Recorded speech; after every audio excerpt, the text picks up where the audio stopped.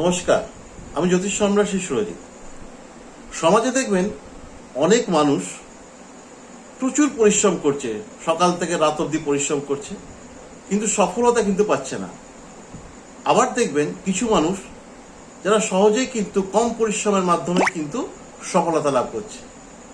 যাদের এরকম কোনো সমস্যা আছে, প্রচুর পরিশ্রম করছেন, সফলতা পাচ্ছেন না, তারা প্রত্যেক মঙ্গলবার, মনে রাখবেন বারটা হচ্ছে কিন্তু মঙ্গলবার, সকাল সকাল স্নান করে শুদ্ধ বস্ত্র ধারণ করে একটি পাতি লেবু নেবেন, ছোট যে কাগজি লেবু যেগুলো পাতি লেবু, সে একটি লেবু নেবেন, সাথে কিন্তু 4টে লবঙ্গ নেবেন, নিয়ে সোজা কিন্তু হনুমান মন্দির চলে যাবেন।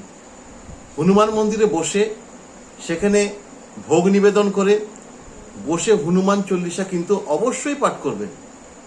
হনুমান চল্লিশা পাঠ করার পর সেই লেবু এবং যে লবঙ্গগুলো নিয়েছেন সেগুলো সেখানে বসে কিন্তু লেবুর চারপাশে কিন্তু গেঁথে দেবেন। গেঁথে হনুমানজির পায়ে ঠেকিয়ে পুজো করে সেটি কিন্তু পকেটে রাখবেন। এইভাবে কয়েকটা সপ্তাহ আপনি করুন, সফলতা কিন্তু আপনার দোরগোড়ায় এসে উপস্থিত হবে। নমস্কার।